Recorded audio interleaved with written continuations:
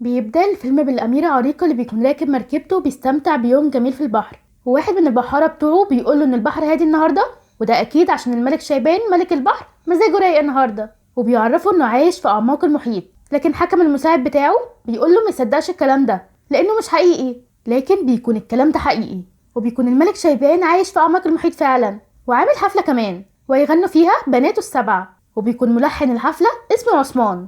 وبتبدأ الحفلة وبيبدأوا بنات الملك يغنوا، ولما بيجي دور اريال اصغر واحدة فيهم عشان تغني ما بيلاقوهاش موجودة، فبتعصب الملك جدا، وبتكون موجودة مع فلتة صاحبها عند سفينة غرقانة، وبتبقى عايزة تدخلها وتستكشفها لأنها مهتمية بالبني آدمين وحاجتهم، وبتدخلها فعلا، وبيدخل فلتة وراها وهو خايف، وبتشوف اريال شوكة وبتعجبها جدا، وبايب كمان، وبتاخدهم، وفجأة بيهجم عليهم قرش وبيبقى عايز ياكلهم، لكن بيجروا منه وبيفضل يجري وراهم لكن ما بيلحقهمش، وبيطلعوا على الشط وبيروحوا لنورس صاحبهم ابو العريف بتاعهم، وبيوروله الحاجات اللي لقوها في السفينه عشان يعرفوا منه الحاجات دي البني ادمين بيستخدموها في ايه، وبيقول لهم على الشوكه البني ادمين بيستخدموها في تسريح شعرهم مشط يعني. ولما بيشوف البايب بيقول لهم عليها آلة موسيقيه لما بينفخوا فيها بتطلع صوت، وبتفتكر اريال الحفله الموسيقيه، وبتشكر نورس وبتجري هي وفلتة على الحفله اللي نسيتها، وبتشوفها أرسولة ساحرة البحر المنفية، وبتخلي السمكتين بتوعها يراقبوها عشان عايزة تدمر الملك شايبان عن طريقها. وبتوصل اريال لباباها وبتتأسف له انها نسيت الحفلة، لكن باباها بيكون زعلان منها عشان الحفلة باظت، وبيحاول فلتة يدافع عنها، وبيعرفوا انه كان غصب عنها عشان سمكة القرش هجمتهم، وراحوا لنورس وحصل اللي حصل ووصل اللي وصل. وبمجرد الملك ما بيسمع انها راحت لنورس بيعرف انها طلعت على السطح، وبيتعصب عليها وبيزعق لها لانه حذرها قبل كده انها ما تطلعش على السطح، لانه بيخاف عليها من البني ادمين لانهم خطر وممكن يأذوها، لكن هي بتحاول تقول ان هما مش خطر، لكن هو ما بيرضاش يسمع لها وبيزعق لها وبيحذرها انها تطلع على السطح تاني، وبتزعل اريال وبتسيبه وبتمشي. وهو بيسأل عثمان اذا كان قسي عليها ولا لا، فعثمان بيقوله لا، وان لو اريال دي كانت بنته كان منعها انها تطلع على السطح خالص. فلما الملك بيسمع منه كده بيكلفه انه يراقبها ويحميها، فطبعا عثمان بيقول لنفسه الورطه اللي انا ورطت نفسي فيها دي، وفعلا بيمشي وراها وبيراقبها، وبيفضل يلوم نفسه ويقول انا ايه اللي خلاني اتسحب من لساني واقول كده. وهنا بيشوفها بتدخل مكان هي وفلتة، وبيدخل وراهم، وبيكون مكان سري خاص بيها بتشيل فيه كل الحاجات اللي بتلاقيها بتخص البني ادمين، وبتبقى مستغربه ازاي الناس بتقدر تصنع حاجات حلوه زي دي ويبقوا وحشين زي ما باباها بيقول لها عليهم، وبتبقى عايزه تعرف كل حاجه عنهم وتعيش معاهم في الدنيا بعيد عن المحيط. وبتشوف عثمان وبتترجى انه ما يقولش لباباها لانه مش هيفهمها، وبيحاول ياخدها ويرجعها للملك، لكن بتشوف ظل مركب ماشيه على السطح وبتطلع لها وبتشوفها وبتعجبها جدا، وبتروح لها، وبتكون مركب الأمير عريق وبتشوفه وبيعجبها جدا، وبتفضل واقفة تراقبه. وبيكون يوم عيد ميلاده وحكم بيقدم له هدية عيد ميلاده اللي بتكون تمثال على شكل الأمير، وبيقول إنه كان يتمنى إنها تكون هدية جوازه والمملكة كلها نفسها تشوفه مع عروسته، لكن الأمير بيكون لسه ملقاش البنت اللي قلبه ممكن يحبها. وبتكون اريال لسه واقفة وسامعة كل كلامهم، وفجأة بيجي إعصار شديد وما بيعرفوش يتحكموا في المركب، والبرق بيضرب شراع المركب وبيولع، وبتتخبط السفينة في جبل وبيقع في المية، لكن بيطلعوا على مركب صغيرة، والأمير بيشوف كلبه ماكس اللي لسه بيكون على السفينة فبيطلع له عشان ينقذه، وبينقذه فعلا، لكن هو رجليه بتتحشر في خشب السفينة وما بيعرفش يخرجها، وبتنفجر السفينة، وبتشوفها اريال وبتفضل تدور عليه، وبتشوفه وبتنقذه، وبتطلع بيه على الشط وبتطمن عليه هي ونورس، وبيكون عايش الحمد لله، وبتفضل تغني له، وبيسمع صوتها وبيفوق وبيشوفها، وبيجي كلبه والحكم وبتجري قبل ما يشوفوها، وبيقوم وبيقول لحكم انه في بنت انقذته وكان صوتها جميل قوي، وبتكون اريال لسه واقفه من بعيد وبتراقبهم، وعثمان بينبه على فلتة انه ما يقولش حاجه للملك شايبان من اللي حصل، وبتكون ساحره البحر شايفاها وعرفت انها حبت بني ادم، ومش اي بني ادم، ده الامير. تاني يوم بتصبح اريال على اخواتها وباباها وهي مبسوطه جدا وعماله تغني،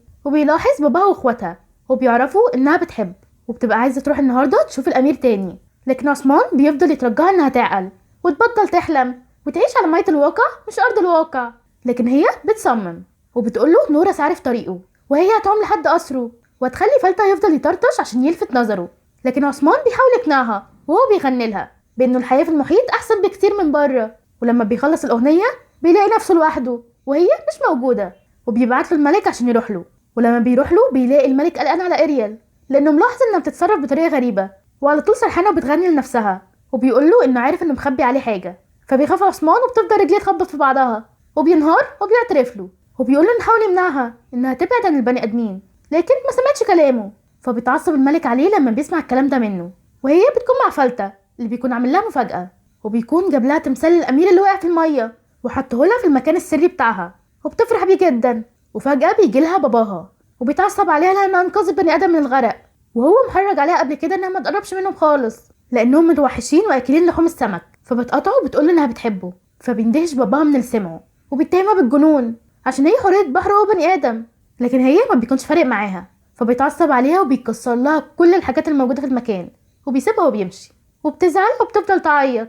وبيروح لها عثمان وبيتاسف لها على اللي حصل، لكن بتطلب منه انه يسيبها لوحدها، وبيمشي فعلا.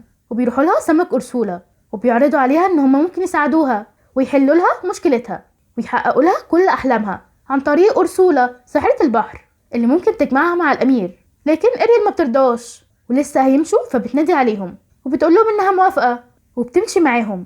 وبيشوفها عثمان، ولما بيعرف منها انها رايحه لأرسولة بيحاول يمنعها لانه عارف انها شيطانه، لكن ما بيعرفش. وبيمشي وراها هو وفلتة وبيراقبوها، وبتروح لها فعلا وبتقابلها وبتقول لها انها عارفه انها بتحب الامير، وعشان تقدر توصل له لازم تكون بني ادمه زيه، وانها تقدر تخليها بني ادمه. وبتعمل معاها اتفاق بانها تعمل لها وصفه تخليها بني ادمه لمده 3 ايام، بس قبل غروب شمس اليوم الثالث لازم تكون خلت الامير يعترف بحبه ليها او يديها اماره. ولو اداها لها قبل غروب شمس اليوم الثالث هتفضل بني ادمه على طول، ولو ما حصلش هترجع حورية بحر وهتبقى ملكها، وفي المقابل هتاخد منها صوتها، يعني التمن صوتها، وما تقدرش تتكلم تاني خالص. وبتوافق اريال وبتمضي على العقد بكده، وفعلا بتطلب منها أرسولة انها تغني، وهي بتغني بتاخد منها صوتها وبتحبسه في حاجه زي القوقعه، وبتتحول اريال لبني ادمه فعلا، وبيبقى عندها رجلين. وعثمان وفلتة بيمسكوها وبيشدوها ويطلعوها على السطح، وبيروحوا وبيقعدوا قدام قصر الامير، ولما بتشوف رجليها بتبقى مبسوطه جدا. وبيجي لهم نورس وعثمان بيعرفوا اللي حصل، وبيكون خايف جدا من الملك وبيبقى عايز يقوله، لكن اريال بتصعب عليه وبيرجع في كلامه وقال لها انه هيحاول يساعدها عشان تلاقي الامير. وبتفرح اريال وبتبوسه، ونورس قال لها طالما بقت بني ادمه لازم تلبس زيهم. وفي الوقت ده بيكون الامير بيتمشى على الميه هو وكلبه ماكس قدام قصره، وعمال يفكر في البنت اللي انقذته وفي صوتها الجميل اللي مش قادر ينساه، وبيبقى مش عارف يلاقيها ازاي بعد ما دور عليها في كل حته وملقاهاش. وبيشم ماكس ريحتها وبيجري عليها وبيعرفها، وبيجري ورا الامير وبيشوفها وبيحس انه شافها قبل كده، وبيعرف انها البنت اللي بيدور عليها. ولما بيسالها عن اسمها لقاها ما بتتكلمش، فبيعرف انها مش هي اللي بيدور عليها، وبتتضايق اريال انه معرفهاش وهي مش عارفه تقوله، وبيفتكرها محتاجه مساعده وبياخدها القصر وبيخلي الخدامين يحموها وبياخدوا هدومها عشان يغسلوها. وبيكون عثمان في الهدوم وبيغسلوه مع الهدوم وبيعصروه وبينشروه، وبينط وبيدخل المطبخ وكأنه دخل فيلم رعب. بيلاقي الطباخ بيطبخ سمك وكابوريا زيه، فبيخاف وبيغمى عليه. والامير بيقول للحكم انه هيدور على البنت اللي انقذته، ولما هيلاقيها هيتجوزها. وبتدخل عليهم اريال وهي لابسه فستان جميل قوي وزي القمر، وبيشوفها الامير وبينبهر بجمالها، وبيقعد على السفره عشان ياكلوا. واريال بتشوف الشوكه وبتاخدها وبتسرح شعرها بيها، وبيستغرب الامير وحكم، وبتلاحظ اريال وبتسيبها. وبتشوف حكم بيشرب بايب فبتاخدها منه وبتنفخ فيها وبتبدله وشه خالص.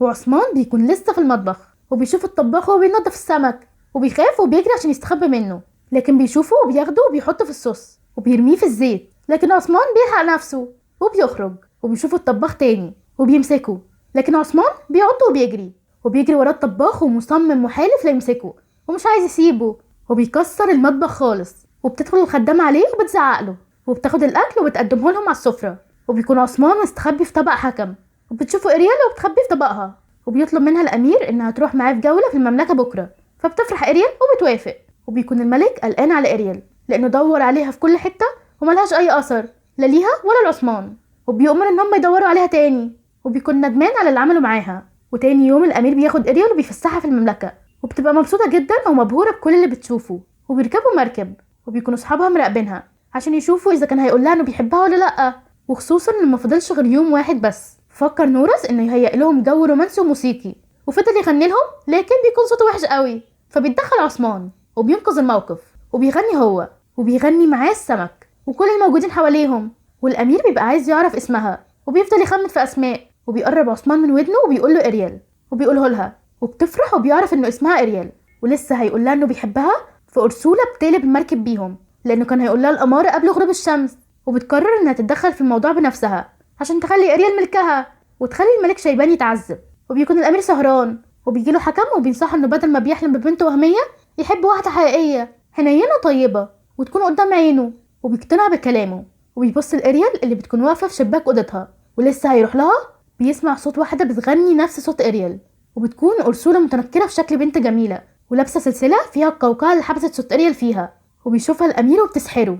وتاني يوم بيروح نورس وبيصحي اريال وعثمان وبيقول لهم إن الأمير هيختار عروسة النهاردة، يعني هيتجوز، وبيبارك لها على أساس إن هي العروسة.